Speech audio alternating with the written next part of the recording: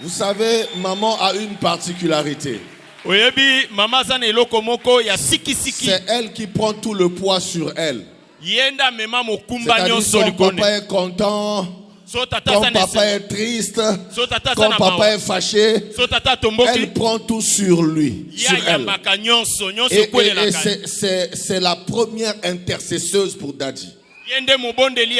Voilà. C'est la première partenaire de Daddy.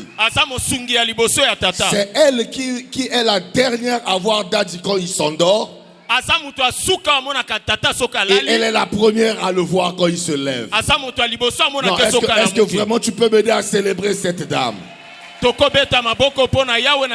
Alors aide-moi aussi à célébrer ton voisin. Célèbre Dieu pour ton voisin. Merci, Bobby. Nous leur souhaitons de vivre longtemps. Quelqu'un peut m'aider à dire Daddy na mommy boumela. Daddy na mommy boumela. Alléluia. Amen. Alléluia. Amen. Wow. Nous sommes dans Luc chapitre 5. Les versets 1 au verset 5. Luc chapitre 5. Le verset 1 au verset 5. Je vais nous soumettre tous à cet exercice. Laquelle exercice? Faire la lecture ensemble. Tu as ta Bible dans une tablette, dans un téléphone ou bien en papier. Nous allons lire ensemble. Et si tu n'as pas ta Bible, jette le regard chez le voisin. Il est gentil, il va t'accepter. Est-ce que nous pouvons lire tous ensemble? Est-ce que nous y sommes? Alors lisons ensemble 1, 2, 3. Oui.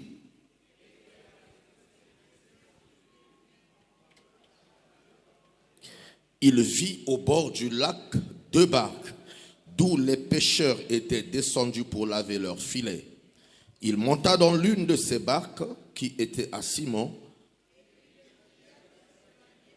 s'éloignait un peu de terre.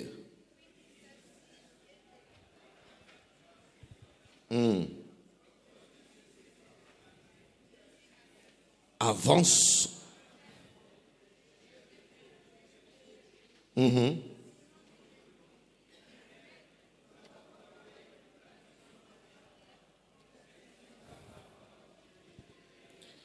Parole du Seigneur. Nous avons péché toute la nuit. Nous avons travaillé toute la nuit sans rien prendre. Mais sur ta parole, je jetterai le filet. Donne-moi le meilleur de tes amens. Amen. Voici ce que je veux dire pour préambule à mon message.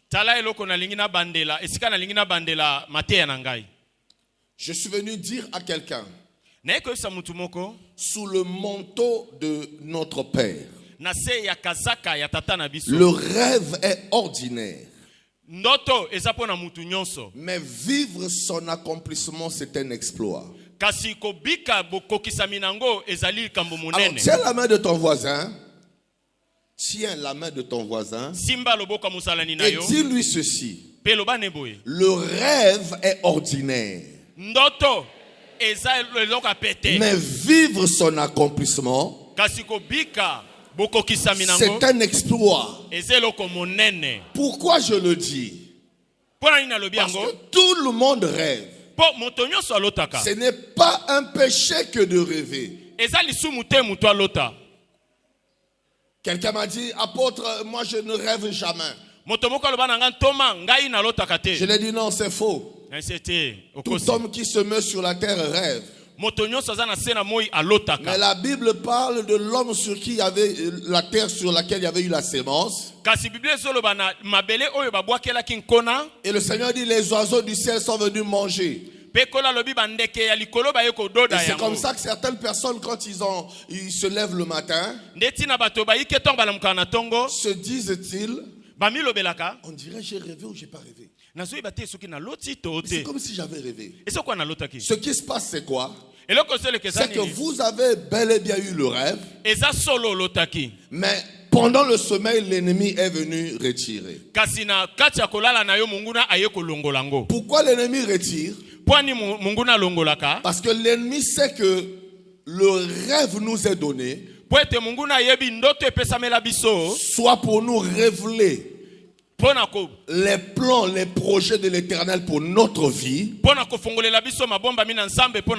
soit le Seigneur s'en sert comme avertissement pour nous prévenir de ce que le monde des ténèbres aurait planifié contre nous. Qui a dit Amen? Amen. Alors plusieurs rêves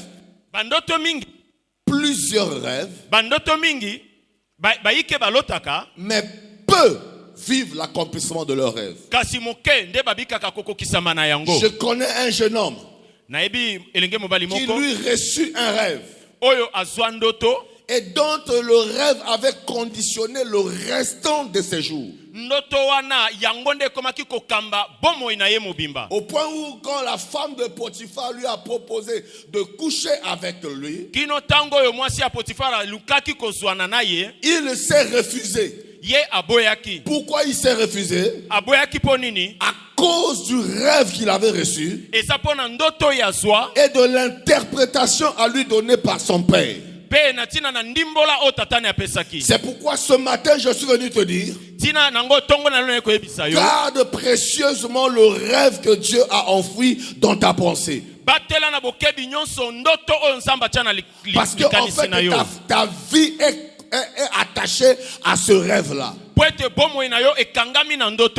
Et c'est l'une des raisons qui fait que Dieu te garde en vie. C'est pourquoi David, alors qu'il était dans la caverne, on lui a dit, Saoul et ses soldats sont à ta rescousse. David s'est dit, je lève mes yeux vers les montagnes. Il n'y avait qu'une seule entrée et ils étaient dans une grotte. Alors cette entrée est occupée par Saoul. Quand il regarde à gauche, c'est la montagne. Il regarde à droite, c'est la montagne. Il dit, je lève mes yeux vers les montagnes. D'où me viendra le secours? Et il conclut en disant, le secours vient de l'Éternel. Le secours vient de l'Éternel. Ses alliés lui ont dit, David, c'est toi qui nous as mis dans cette affaire. Tu nous as partagé un rêve. Tu nous as dit une chose, que toi tu deviendras roi, que toi tu deviendras puissant, que toi tu deviendras un homme d'affaires, que toi tu deviendras une femme célèbre. Nous avons cru en toi et nous t'avons suivi. Mais regarde la situation dans laquelle nous nous trouvons présentement. Saoul est là. Il a déjà décapité les prêtres. Et c'est sûr qu'il va aussi nous tuer. Et c'est là où David dit, je ne mourrai pas. Je ne mourrai pas. Je raconterai les bienfaits de l'Éternel. Qu'est-ce que David voulait dire? David voulait dire ceci. J'étais pour moi dans la forêt. Je n'avais jamais demandé à Dieu la royauté. Je n'avais jamais demandé à Dieu de vivre. Je n'avais jamais demandé à Dieu toutes ces promesses que j'ai reçues au travers de la bouche de mon père. C'est lui qui l'a dit. Il est venu me chercher en brousse. Je me suis présenté devant le prophète. Le prophète a déversé sur moi l'huile. Et il m'a dit, tu es le futur roi en Israël. Tu es le prochain roi en Israël. C'est pourquoi je crois aussi longtemps que cette huile est sur ma tête, aussi longtemps que l'accomplissement de la promesse ne s'est pas fait, je ne mourrai pas. Je ne mourrai pas. C'est pourquoi la Bible dit, c'est une parole qui est certaine. Il peut arriver qu'elle tarde. Il peut arriver que ce qu'on t'a dit il y a 10 ans, il y a 5 ans tarde. Mais ma Bible m'apprend, attends-la, car elle s'accomplira. Ainsi je suis venu annoncer à quelqu'un l'accomplissement de toutes ces paroles que l'Éternel avait déversées sur toi, que l'Éternel avait dites sur toi.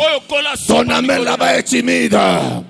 Je suis venu dire à quelqu'un, aussi longtemps que le dernier iota des promesses de Dieu que tu as reçues ne se sont pas accomplies, tu ne mourras pas. Tu ne mourras pas. Tu ne mourras pas. Pourquoi? Parce que le Seigneur me dit, il veille sur sa parole afin de l'accomplir. C'est comme ça que ce matin je viens parler à des Siméons. Ma Bible me dit Siméon attendait la promesse. La promesse du Sauveur. Mais aussi longtemps que le Sauveur n'était pas né, Siméon ne mourrait pas. Quoique avancé en âge. Et je crois sous le manteau de mon Père que dans ce culte d'alliance, l'Éternel va déverser la grâce de la longévité dans cette église. Ton amen est timide. Ton amen est timide. J'ai toujours l'habitude de dire, pour que l'homme soit fort, pour qu'il règne, il se permet de tuer un humain.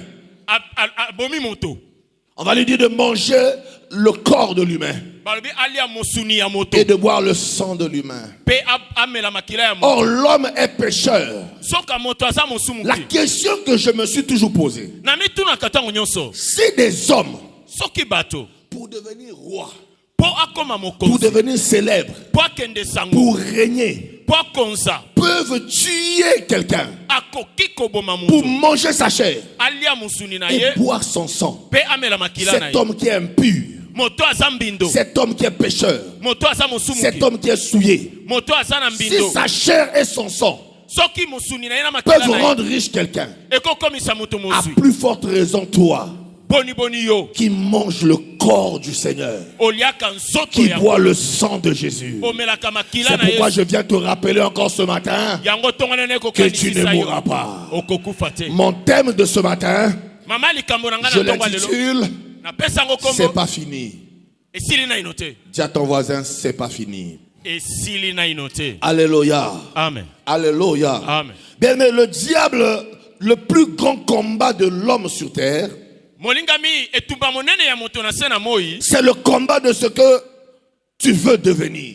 Le diable te combat parce qu'il t'empêche de devenir. Alléluia. Amen. Alléluia. Amen. Et nous devons retenir que ceux que le diable a déjà vaincu, ceux que le diable a déjà vaincu, ils n'ont pas de combat. N'avez-vous pas remarqué que les fous vivent longtemps? Ils ne sont pas une préoccupation pour le diable. Mais si toi tu vis des combats, c'est parce que le diable sait ce que tu es appelé à devenir. Israël attendait le Sauveur. Mais quand le Sauveur est venu, c'est Pharaon qui le sut avant. Et dans le Nouveau Testament, ce sont les mages qui ont su l'arrivée de Jésus. Oh, les mages, ce sont les agents de l'ennemi. Qui a dit Amen? Amen. Seul ton ennemi connaît ta force. Ne t'ignore pas. Ton ennemi connaît ta force. Il sait qui tu es. C'est là où le Seigneur t'amène. Et ce matin, je suis venu te dire, ce n'est pas fini. Alors, il est question ici de Pierre et de ses collègues. Ils ont péché toute la nuit. La Bible dit ils péchèrent sans rien trouver. Voici arrivé le matin et ils se mirent à laver leurs filets. Je me suis posé cette question. Pourquoi est-ce que Pierre et ses compagnons lavaient leurs filets? Je sais que normalement la mer est propre. En dehors du sel. Mais eux, ils pêchent toute la nuit. Ils jettent le filet. Le matin, ils n'ont rien trouvé. Ils se voient, malgré leur sommeil et leur fatigue, obligés d'aller laver le filet. J'ai compris ceci. Pourquoi Pierre et les compagnons vont laver le filet? Parce que la mer, au-delà des attentes des poissons, au lieu de leur donner le poisson, la mer leur a donné les résidus. La mer leur a donné les déchets. La mer leur a donné les saletés. Je suis venu parler ce matin à quelqu'un qui a travaillé pendant 9 mois, qui a travaillé toute sa vie, qui est en train d'investir dans une activité depuis quelque temps. Mais au lieu de s'attendre à des revenus positifs, la mer lui donne les résidus. Tu as investi dans un ministère. Tu as investi dans une vie. Tu as investi dans un homme ou dans une femme. Tu as investi dans une certaine activité. Et tu t'attendais à voir les poissons. Mais au jour d'aujourd'hui, au lieu que la mer te donne le poisson, la mer te donne les résidus. La mer te donne le découragement. La mer t'a donné des échecs. La mer t'a donné des blocages, des limitations. La mer t'a fait enlever ta joie et ta paix. J'ai une bonne nouvelle pour toi ce matin. Alors que Pierre et ses compagnons étaient en train de laver le filet, Jésus apparut. Il leur dit, Pierre, laissez d'abord ce que vous faites. Pourquoi? Parce que le Seigneur a voulu que les résidus que la mer avait donnés à Pierre soit pour Pierre et ses compagnons des appâts pour gagner les gros poissons. C'est-à-dire les saletés que la mer a données. Quand Pierre jette le filet, il jette avec ces résidus-là. Et c'est cela qui va attirer les poissons. Ce matin, je dis à quelqu'un, ce qu'ils ont investi de négatif en toi, ce qu'ils ont investi de négatif dans la vie de tes enfants, tu leur retourneras cela. Tu leur retourneras cela. Je déclare que toi, tu ne vivras pas ce que le monde a décidé que tu vives. D'ailleurs, je peux entendre sous l'alliance et le manteau de mon père, je peux entendre de mon oreille gauche cette parole qui me dit de te transmettre que toi, pour ces 3 mois de l'année qui restent, tu n'enterreras pas. Et tu ne seras pas enterré. Est-ce que le propriétaire de cette parole est ici? Est-ce que le propriétaire de cette parole est là? Alors si c'est ta parole, lève-toi à ta place et crie Hosanna. Hosanna. Je dis tu ne mourras pas. Tu n'enterreras pas. Et tu ne seras pas enterré. Oh, si c'est ta parole, dis-le à 3 personnes. Lève-toi, dis-le à 3 personnes. Dis-le, je n'enterrerai pas et je ne serai pas enterré. Parce que c'est une question d'alliance. Nous sommes dans l'alliance avec Jésus, mais nous sommes aussi dans l'alliance avec notre Père. Et j'ai envie de te dire, ma Bible me dit, Moïse avançait en âge dans ses 120 ans. La cécité n'avait pas frappé ses yeux et ses membres n'étaient pas frappés de paralysie. Il y avait la vigueur encore en lui. Le signe de la bénédiction dans la Bible consiste à ce que les enfants enterrent les pères. C'est comme ça que Adam fut enterré par ses fils. Noé fut enterré par ses fils. Abraham fut enterré par ses fils. C'est ça les avantages de l'alliance. Dis à ton voisin, c'est ça les avantages de l'alliance. Mais nous ici à Arvignon, nous avons un père. Est-ce que quelqu'un est d'accord avec moi? Est-ce que quelqu'un est d'accord avec moi? J'ai dit dans l'alliance avec Dieu, les pères n'enterrent pas les fils. Ce sont les fils qui enterrent les pères. Qui a dit amen? Lorsque dans une famille, les jeunes gens meurent et les vieillards vivent encore, c'est pas un bon signe. C'est pourquoi ce matin je peux te garantir ceci. Et ce que je te dis, je le dis aussi à tes ennemis, à la sorcellerie de ton côté paternel, à la sorcellerie du côté maternel. Je leur informe ceci. Cham n'était pas un bon garçon, mais il est rentré dans l'arche à cause de la filiation avec Noé.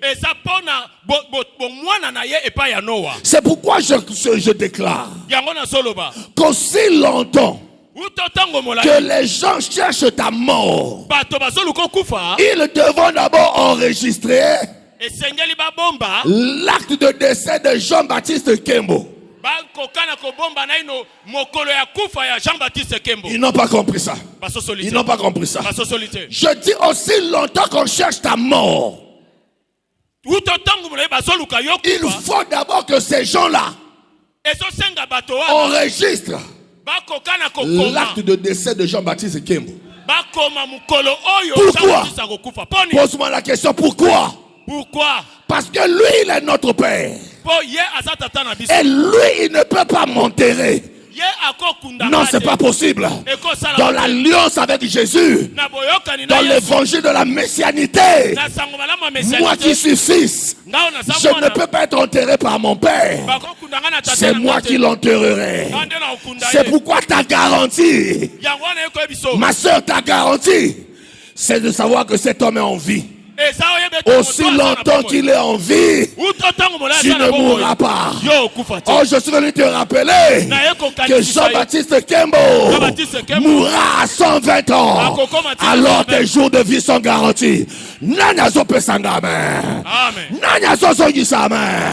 Alléluia. Alléluia. On frappe encore la partie dit je ne mourrai pas. Je ne mourrai pas. Qui t'a dit que c'est fini? Nana le bésil. Nanyésilité. Alors que Pierre et ses amis étaient découragés.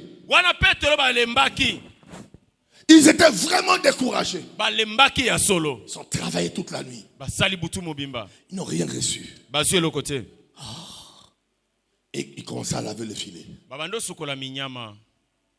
Ils voulaient se débarrasser du filet. Dis à ton voisin,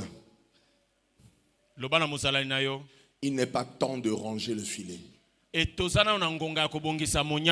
Dis-lui, ne range pas encore le filet. Alléluia. Amen. Parce que ce n'est pas fini. Ce n'est pas encore fini. Alors qu'ils voulaient ranger le filet et s'en aller chez eux, un homme leur apparut. Celui que j'appelle l'homme de la situation. En ce 10e mois, je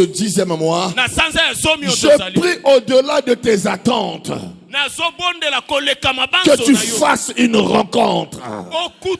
Une rencontre avec un promoteur de destinée.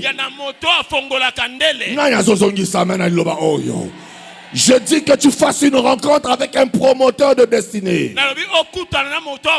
Que tu fasses une rencontre avec un bienfaiteur. Ils étaient fatigués. Ce matin, je parle à une femme qui est fatiguée. Je parle à un homme qui est fatigué et qui a décidé d'abandonner. Qui a décidé de tout laisser tomber. Ça fait des années, je prie. Je ne vois rien. J'espère. Rien ne se passe. Je laisse tomber. Ne laisse pas encore tomber. Ne laisse pas encore tomber. N'abandonne pas ce projet que tu as. Ne quitte pas ton fiancé. Ne quitte pas ta fiancée. Ne quitte pas l'église.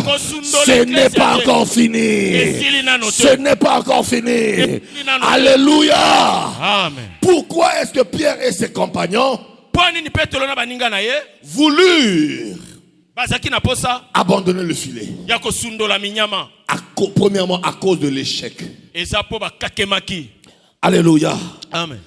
À cause de l'échec, Pierre décida de ranger le filet, d'abandonner, de ne plus continuer, de ne plus espérer, de mettre fin, de mettre un terme. C'est quoi l'échec? L'échec est un résultat non satisfaisant. Alléluia. Amen. Dis à ton voisin, ce n'est qu'un résultat non satisfaisant. Dis-lui ce que tu as vécu. Ce n'est qu'un échec. Mais ce n'est pas la fin. Qui a dit amen? Amen. Ce n'est qu'une expérience. Est-ce que Dieu parle à quelqu'un? Amen. Ne te décourage pas. N'abandonne pas. Cette vision est noble. Dieu va nous amener plus loin et plus haut. Alors mon ami, ne me lâche pas. Ne m'abandonne pas. Ne quitte pas le département. Parce que ça c'est l'œuvre de l'ennemi. Ne quitte pas tes fonctions dans ce ministère. Parce que c'est l'œuvre de l'ennemi. L'Éternel, notre Dieu, le Dieu de Avignon, le Dieu de notre Père, a encore des projets pour toi. Je dis toujours, tout ce que l'homme conserve par devers lui, il le garde pour une utilité. Quand quelque chose n'est plus utile, on s'en débarrasse. Il y a même des sacs dans la chambre. Parfois, une soeur peut arriver. Donne-moi ça, j'ai vu que tu t'en sers pas. Non, je sais pourquoi je garde. Parce que quand quelque chose n'est plus utile, on s'en débarrasse. Qui a dit amen?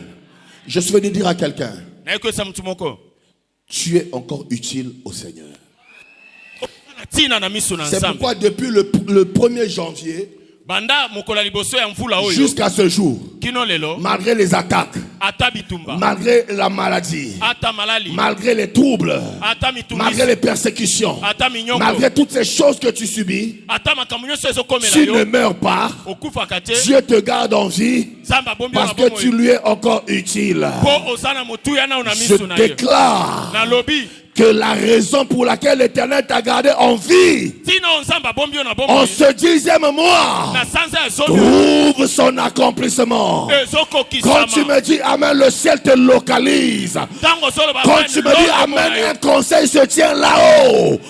Quand tu me dis Amen, il y a un décret qui est signé pour toi, qui est signé pour ton entreprise, qui est signé pour tes enfants en Europe. Amen. Acclame l'Éternel avec des cris de joie.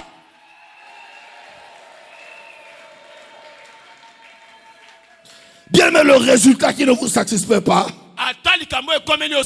ne signifie pas qu'il faut s'arrêter. Ne signifie pas qu'il faut renoncer. Bien au contraire. Je vais nous amener à faire une étude comparative. Quand nous lisons Nombre 23, verset 9. Nombre chapitre 23, verset 9. Non, Nombre 23, verset 19. Nombre chapitre 23, verset 19. La Bible dit, Dieu n'est pas un homme pour mentir, ni un fils d'homme pour se repentir. C'est ce que Dieu a dit. Il n'est pas un homme pour mentir, ni un fils d'homme pour se repentir. Tu es d'accord avec moi? Vous êtes d'accord avec moi? Mais quand nous prenons Genèse 6, verset 6, la Bible m'apprend, Dieu se repentit d'avoir fait l'homme. Alors que plus haut on a dit, il n'était pas un homme pour mentir, ni un fils d'homme pour se repentir. Mais là, il s'est repenti. À cause de la méchanceté humaine, il a décidé de tout arrêter, de tout détruire, et pour repartir à zéro avec Noé, sa femme et ses enfants. De 8 personnes, aujourd'hui nous sommes quasiment 7 milliards sur la terre. Mais quand nous lisons Marc 8, verset 22 à 25, Marc chapitre 8, verset 22 on nous parle du Seigneur Jésus. Quand il te voit, tu es guéri. Quand il prie, tu es guéri. Il te touche, tu es guéri. Jésus a affaire maintenant à un aveugle. Il le conduit hors de la ville. Il impose les mains. Après, Jésus observe. Il dit, mais qu'est-ce qui se passe avec ce monsieur? Moi, d'habitude, quand les gens sont guéris, il loue Dieu. Mais ce monsieur, je trouve comme il est bizarre. Jésus lui pose la question. Heureusement pour Jésus, il n'a pas dit, tu n'as pas vu. Il n'a pas dit, tu ne vois pas. Mais il lui dit, que vois-tu? Il dit, je vois des hommes comme des arbres. Heureusement que l'homme n'avait pas une machette. Sinon il allait tuer les gens pensant qu'il était en train de couper des arbres. Ma Bible me dit, Jésus imposa de nouveau la main. Si la première fois avait réussi, est-ce que Jésus aurait encore besoin d'imposer la main? Il a imposé la main parce qu'il a vu que ça n'avait pas réussi. Jésus ne s'est pas gêné. Jésus n'a pas été découragé. Il a dit, comme j'ai commencé, je dois terminer. Pose la question à ton voisin. Pourquoi toi tu es découragé? Pourquoi toi tu es déçu?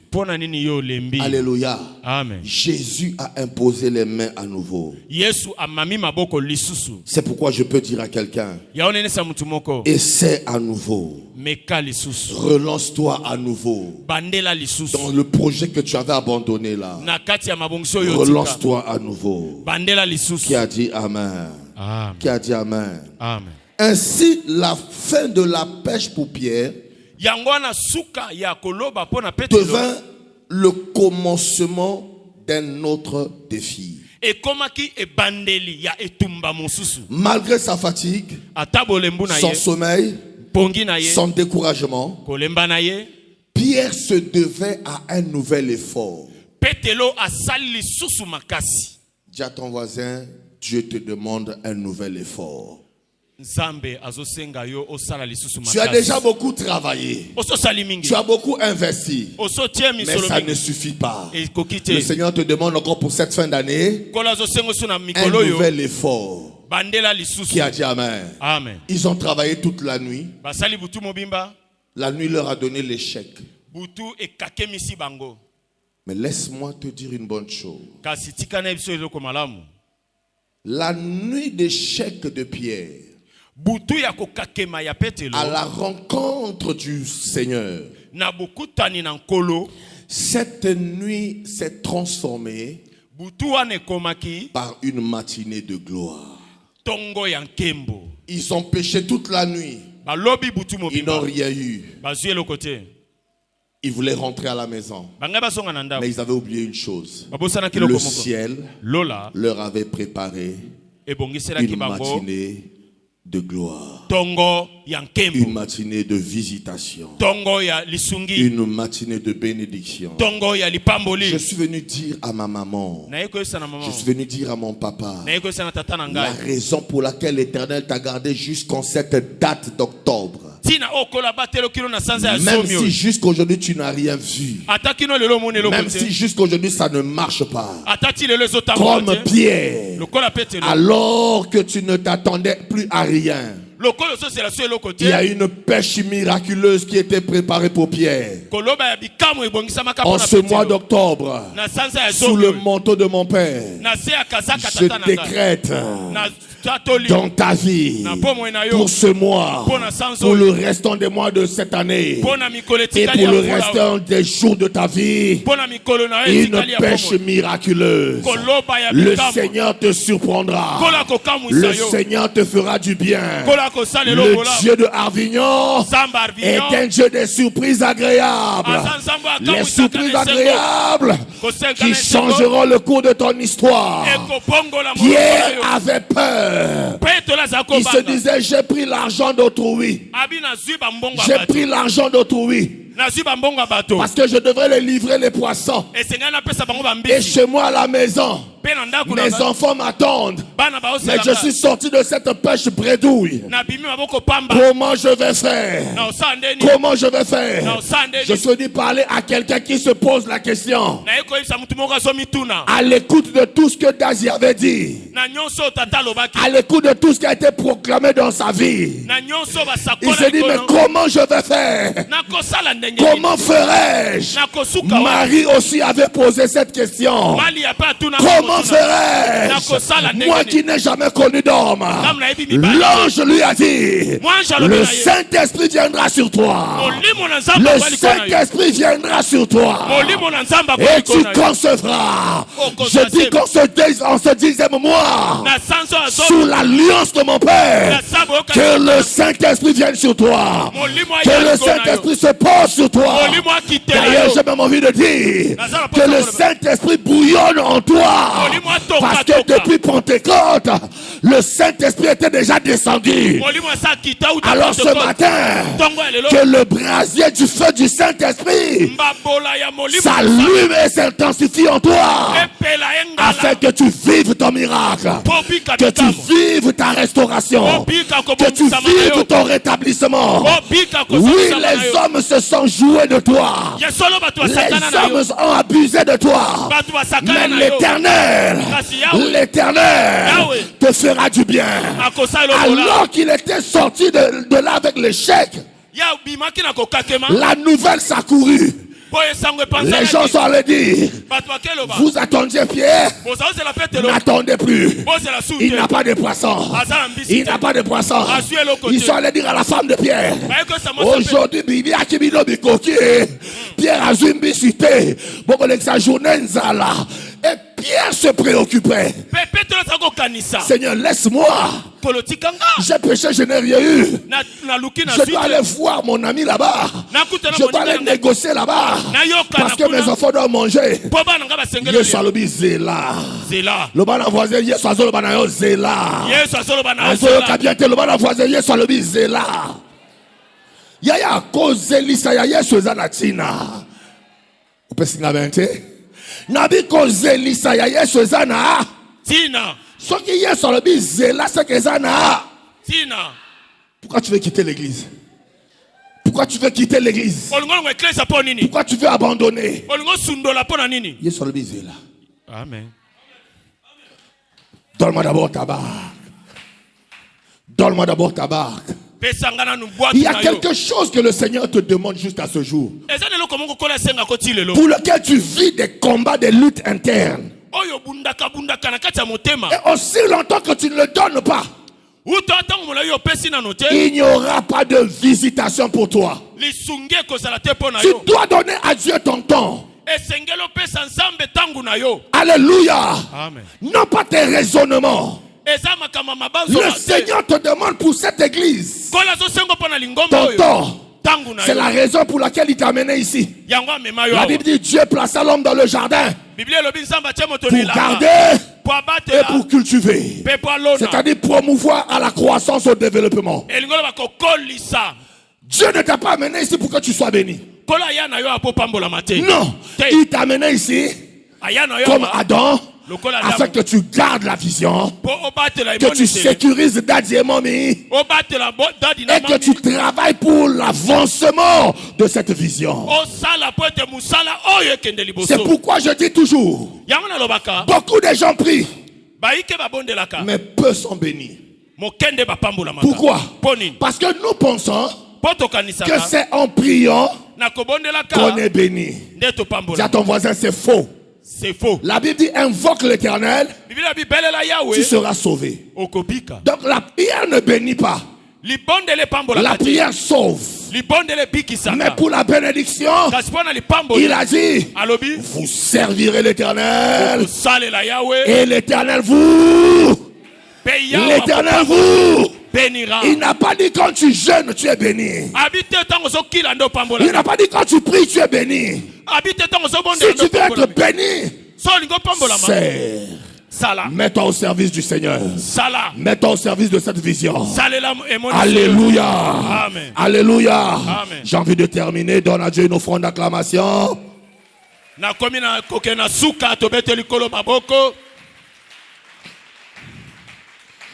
La deuxième raison pour laquelle il ne fallait pas laver ou abandonner les filets, Pierre avait oublié que Christ était avec lui. Je me souviens de cette histoire de la barque. Il y avait la tempête. Christ était là. Les apôtres aussi. Ils ont réfléchi. Frère, arrête de réfléchir. Dieu t'a déjà donné la solution. Dieu t'a déjà répondu. Christ était là, mais eux, ils réfléchissaient. Ils se débattaient. Honte à toutes ces personnes. Dadja a fait le témoignage de ma modeste personne. J'étais encore très gamin, très jeune. Il a accepté, étant missionnaire, d'investir en moi. Pour un peu de temps. Voici ce que le temps a produit en moi. Et toi qui es avec lui tous les jours, pourquoi ne profites-tu pas? Est-ce que le problème c'est Dieu? Est-ce que le problème c'est lui? Le problème c'est toi. Tu ne disposes pas du temps. Tu réfléchis, tu raisonnes. Alors Jésus voulait leur dire ceci. Et c'est pourquoi il leur a même blâmé. Il dit, comment moi je suis dans la barque et vous êtes en train de vous débattre. Mais vous ignorez une chose. Si la mer avale la barque et nous tous, c'est que la mer aussi m'a pris. Oh, moi, je ne peux pas mourir dans la mer. Mais comme je suis avec toi, si moi, Jésus, je ne peux pas m'enfoncer, c'est que toi également, tu ne t'enfonceras pas. Parce que Paul dit, ce n'est plus moi qui vis, c'est Christ qui vit en moi. Alors si Christ habite en toi, il n'y a pas de raison que tu abandonnes le filet. Parce que la mer qui ne t'a rien donné, à la parole de Christ, à la parole du Seigneur, cette mer te donnera ton poisson. Ce matin, tu as besoin d'une parole du Seigneur, pour que cette mer qui avait retenu tes finances, qui avait retenu ta bénédiction, qui avait retenu ton étoile, comme Pierre et ses compagnons, que la mer relâche tes biens. Je dis que la sorcellerie familiale relâche tes biens. Je dis que le sorcier le plus réputé du village de ton père relâche ton étoile. Parce que le Seigneur l'a déclaré. Il dit jette ton filet. Il dit jette ton filet. À l'écoute de la parole du Seigneur, tous les poissons se sont mis au garde à vous. Ils se sont mis sous l'obéissance du Seigneur. Que les choses qui t'ont résisté jusqu'en septembre, que les palais qui t'ont résisté jusqu'en septembre, que les richesses qui t'ont déclaré indignes jusqu'au mois de septembre, parce que l'Éternel t'a introduit en ce mois, et il l'a fait pour une raison. Je déclare le relâchement. Je déclare le relâchement. Vis les promesses de l'Éternel. Vis les paroles de l'Éternel. Il a dit à Pierre, éloignez-vous de terre. Tu ne peux pas vivre le miracle si tu ne t'éloignes pas de terre. Si tu ne t'écartes pas du monde. Ne vis pas comme les terrestres. Ne vis pas comme les païens. Ne vis pas comme les mondains. Attache-toi au Seigneur. Attache-toi à la vision. Attache-toi à ton Père. C'est ce que Ruth fit alors que la loi des Moabites l'avait condamnée. Elle s'est attachée à Naomi. Orpa avait refusé, mais Ruth s'est attachée. Dis à ton voisin, attache-toi. Dis à ton voisin, attache-toi. Alléluia. Alléluia. Ceux qui s'attachent, ils découvrent le couloir de leur destinée. Orpa s'est détaché. On n'a plus parlé d'Orpa, mais Ruth est restée attachée. C'est pourquoi que celui qui veut aller s'en aille. Moi, je suis attaché à Avignon. Parce que celui qui est attaché, c'est celui qui a la révélation. La révélation produit en nous l'attachement. Si tu as la révélation de cet homme, de ce ministère, tu ne quitteras pas. Tu t'attacheras. Tu resteras là. Il a dit, Pierre, n'allez-vous pas comme les autres. Pierre a dit, Yaya, à qui irions-nous? À qui irions-nous? C'est toi qui as les paroles de la vie. C'est toi qui as les paroles de la vie. Dis à ton voisin, moi je reste attaché. Quand tu vois Naomi, elle n'avait en elle aucun signe d'espoir. C'était une vieille maman, une vieille dame qui ne pouvait même plus allaiter. Parce que la loi disait, quand tu as perdu le mari, tu dois attendre l'autre enfant donné par cette personne. Et Naomi a dit à Ruth, moi je n'ai plus rien à te donner. Il a dit, même si toi tu n'as rien à me donner, je connais la loi de l'alliance. L'alliance me protégera. L'alliance me bénira. L'alliance me fera quitter les condamnations des Moabites. L'alliance m'introduira avec le Dieu d'Israël. ce matin, je veux que tu renouvelles ton alliance avec le Seigneur. Mets ton alliance avec ce couple.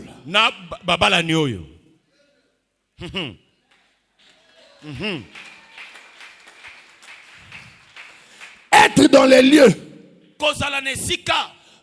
ne veut pas dire être attaché.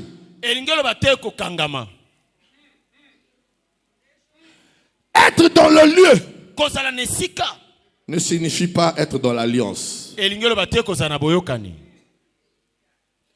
il n'y a pas de production. Il n'y a pas de bénédiction. Il n'y a pas de destinée sans alliance. Quand Daddy prie pour toi, dans quel état est-il? Non, lui. Dans quel état il est? S'il prie pour toi avec joie, tu es béni. Mais s'il prie pour toi en gémissant, ça ne sera pas une bénédiction pour toi. Alors si tu sais, je suis obligé de te le dire parce que le Seigneur me le souffle à l'instant. Si tu sais que depuis quelque temps, tu avais des soucis avec ton père, avec un frère dans la chorale, avec un frère au protocole, avant de t'approcher de la table, repars. La Bible dit si tu te présentes devant l'autel pour offrir ton sacrifice, si tu te souviens que tu as un problème avec ton frère, laisse d'abord l'offrande, va te réconcilier. Dieu nous a amenés ici parce qu'il nous amène quelque part. Dieu ne peut pas te rencontrer en vain. Jésus a rencontré Pierre afin de changer l'histoire de Pierre. Et je dis en terminant, il y a des gens qui aspirent mais qui ne reçoivent pas à cause du mauvais état de leur cœur. Regardez Pierre. Il y avait 2 barques, mais Jésus s'intéresse à la barque de Pierre. C'est pourquoi quand tu viens ici, ne regarde pas aux autres. Parce que toi tu es le choix de Dieu. Tu es Pierre. Ne dis pas comme eux ils ne sont pas partis à la réunion, moi aussi je ne vais pas. Ne dis pas comme eux ce mois ils n'ont pas cotisé, moi aussi je ne cotise pas. Ne regarde pas aux autres. Il y avait 2 barques, mais Jésus s'est intéressé à la barque de Pierre. Jésus t'intéresse à ta vie, à ta personne, pour en donner une valeur ajoutée, pour te redonner l'honneur que tu avais perdu. C'est pourquoi ne calcule jamais le Dieu de Arvignon au travers d'un voisin. Maintenant quand Jésus dit avance, il parle à Pierre. Quand il avance, il dit jeter. Daddy, ça m'a troublé. Nous sommes un groupe. Mais il dit avance. Les autres ont dû se dire mais Jésus nous manque de respect. Mais ne voit-il pas que nous sommes aussi dans la barque de Pierre? Dans le chemin de la destinée, l'alliance ne peut pas être faite de façon universelle. L'alliance ne peut pas être faite avec tout le monde. L'alliance est toujours faite avec une seule personne. Et c'est plusieurs qui en seront bénéficiaires. C'est pourquoi nous ici, nous sommes bénéficiaires. Non pas de notre alliance avec Dieu, ça n'existe pas. Cam n'a pas une alliance avec Dieu. Sem n'a pas une alliance avec Dieu. Japheth n'a pas une alliance avec Dieu. Mais c'est Noé qui a l'alliance avec Dieu. Et ses fils en sont bénéficiaires. C'est eux qui ont l'alliance avec Dieu. Et nous sommes bénéficiaires de leur alliance. C'est pourquoi ici à Avignon, nous prions le Dieu de Jean-Baptiste Kembo. Je ne dis pas que que mon Dieu vous bénisse. Je n'ai de Dieu que le Dieu de mon Père. Lui a compris ça, qu'il soit béni. Quand je comprends ça, je prends une offrande. Je viens devant au pied de papa. Parce qu'il y a une alliance qui se renouvelle ce matin. Il y a une alliance qui se renouvelle ce matin. Il y a une alliance qui se renouvelle ce matin. Une alliance qui va te propulser. Une alliance qui va détruire tes échecs. Une alliance qui va effacer tes larmes. Qui va effacer tes pleurs. Qui va te dire, mon ami, je suis avec toi. Mon fils, ne désespère pas. Avance. Avance. Avance. Sous mon alliance. Les autres obéiront. La mer t'obéira.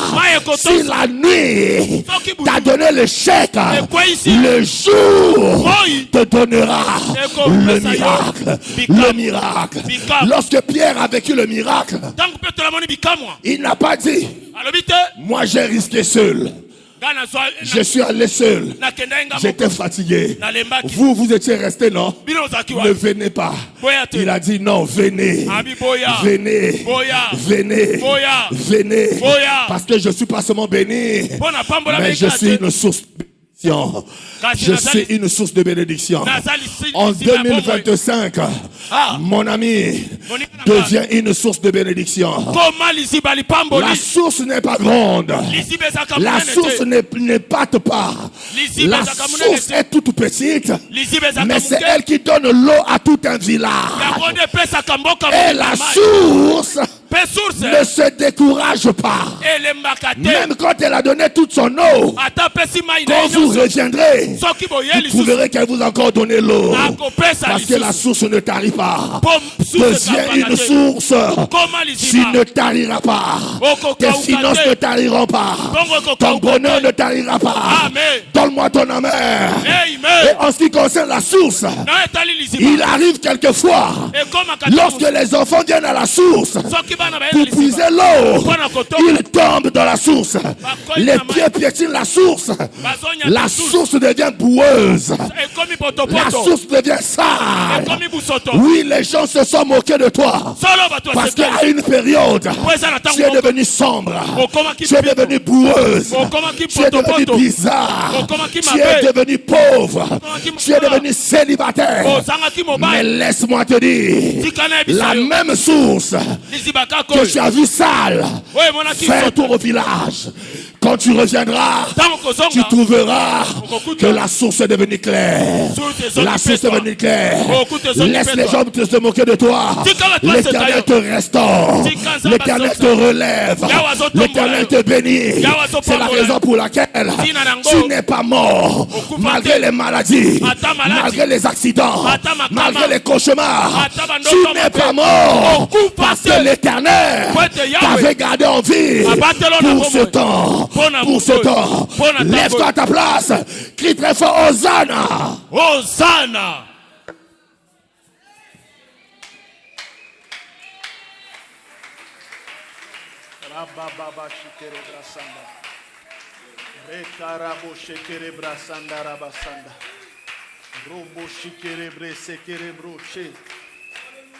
Le Dieu de gloire, le Dieu des armées est ton Dieu et il marchera avec toi. Et tu iras très loin avec lui. Dans le nom de Jésus. Amen. Sois béni. Sois béni, fils. Alléluia.